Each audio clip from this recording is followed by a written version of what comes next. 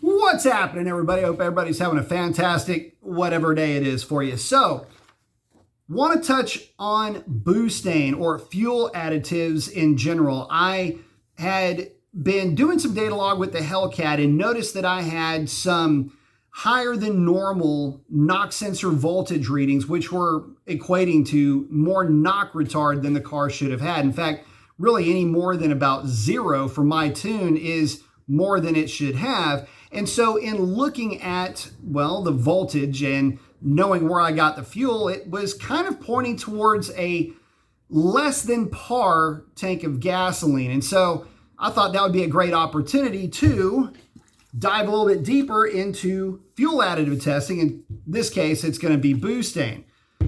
Now, I want to go over costs and I want to go over the amount of Boostane that you're going to add to the fuel to get it to whatever octane rating that you need. Now, I would use all of these numbers more or less as an approximate. So if I say add X amount of ounces to a gallon, it'll get you an about octane rating, which would be about how I would look at this. I don't really see this as an exact science because everybody's going to be looking at their graduated beaker a little bit differently.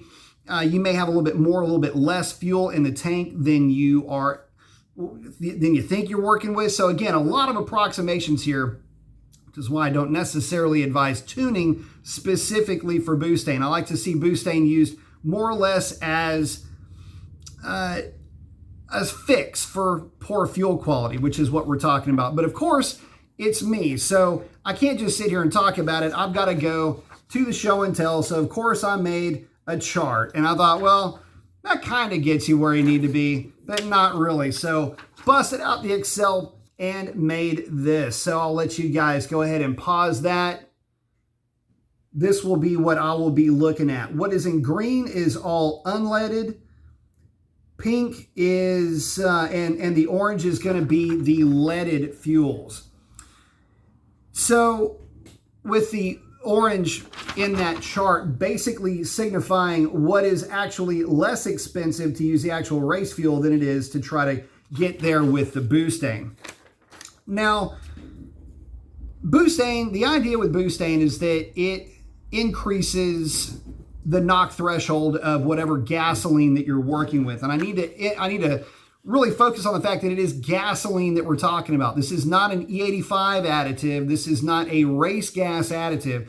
This is an additive designed specifically for pump gasoline. So how did we work it out? Well, first of all, let's talk about the results. The results were pretty interesting. The Boostane, when I added it to what would have been roughly about an ounce per gallon, or what would end up being roughly, per the chart, around 100 octane, actually did help a little bit in dropping that knock sensor voltage down and quelling knock retard. In fact, aside from the initial hit, which was just really noise, there was no knock retard whatsoever, which was a very good thing, and that was even validated on the next pass.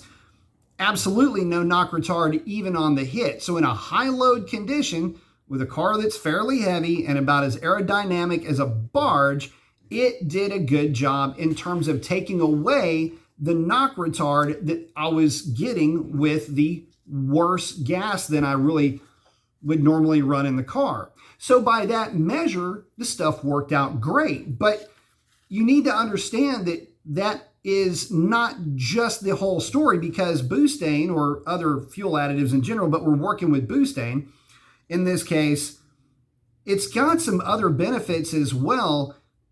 When you really start thinking about boosted cars and cooler weather, the fuel quality goes down a little bit during the winter time.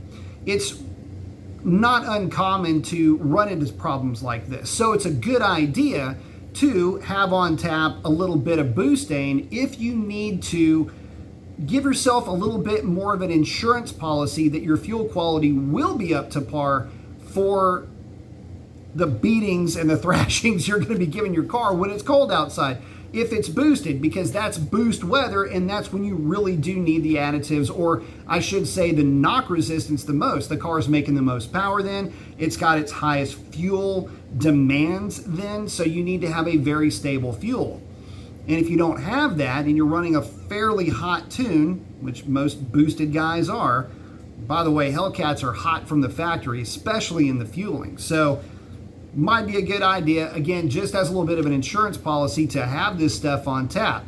A few ounces can save you a ton of headaches down the road. But let's get into this.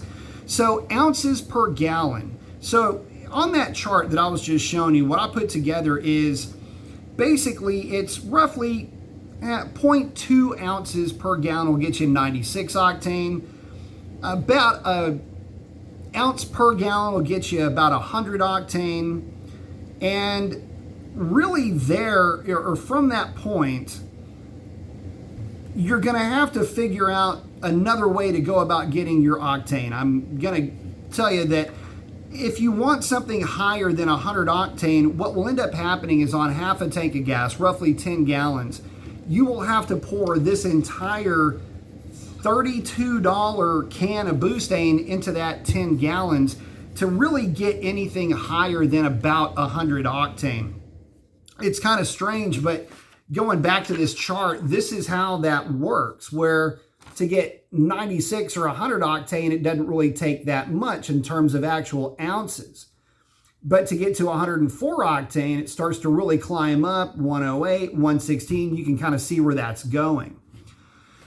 So based on the conversions here, where you're going to need, again, for 10 gallons, you're going to need basically 9 ounces, 10 ounces really, to get there. At 100 octane, you're going to end up needing, well, again, 37.26. Basically, if you poured the whole can into your 10 gallons, you'd probably end up somewhere around 101, really close to 102 octane at that point. So from there, well, it really starts to get expensive. If you want 104 octane, it's going to cost you 2 cans of this stuff. So I was running 3 ounces to basically 9 gallons of fuel, and that actually did cut my knock sensor voltage and basically solved the problem of having knock retard. But let's take a look at what fuels, first of all, that this would start to kind of act like, I should say. So at 96 octane, which is just a little bit, it's only like basically 2 ounces, that would cost you about $1.71. And the cool thing again about Boostane is that it's 32 ounces for basically $32. So it's about $1 per ounce. So to get to 96 octane, it's going to cost you a couple of bucks, and you would have 16 opportunities in this thing on half a tank of gas to have 96 octane. I don't really know what 96 octane would help you too much with. I don't think it would really be a game changer one way or another in terms of knock resistance, but it would certainly help a little bit. For a race fuel cost comparison on 10 gallons, it'd cost you about $100 if you're using Sunoco Optima 95. I'm going to scoot down here to 100 octane, which is kind of really the going target when you're using Boostane, in my opinion. You're going to run about 10 ounces, about 9 to 10 ounces in your tank, half tank, I should say, of 10 gallons. And again, I like using 10 gallons. It's an approximate for about half a tank, and it's also, well, it makes costing this easy because that's 2 jugs of race gas, which if you're using Sunoco GT260 would cost you $150. So it's $9, 10 bucks, somewhere around in there versus $150. Big time savings for you with Boostane. And again, that's about where I would leave it with pump gas, because again, at that point, you're just going to end up basically dropping an entire can of this stuff to really get much more than that, 104 octane. And but if you were to do that, you'd be looking at a $65 versus $165 for a 260 GT Plus, which would be your 104 octane Sunoco fuel, race gas. And then the very last one, which is kind of a rare, it's a high oxygenated fuel from Sunoco. It's called Evo 10. Most guys aren't going to run that on the street, but that would get you, as far as unleaded gas, $86 versus $200 for the actual race gas. Now, the reason why I'm talking about the unleaded race gas versus the pump gas with the pump gas with Boostane is that the Sunoco fuels that are unleaded, well, that's going to be safe for oxygen sensors. It's going to be safe for catalytic converters and the like. So that's why that comparison is there. But hopefully that helps to shed a little bit of light for you. Up to about 100 octane, Boostane is a pretty good alternative. For just what amounts to about $10, you can get a tank full of what has acted like roughly 100 octane fuel, at least in my testing. For anything more than that, you're probably going to be better off getting the actual race gas. So with that, I hope that helps you out. Again, here's that chart, that spreadsheet. And this will give you the equivalent fuels, or at least the equivalent octane fuels. I've even got stoichiometric values in there as well, just in those notes. Again, I hope that helps you out a ton. And that's a wrap on this one. Y'all have a great one. Adios.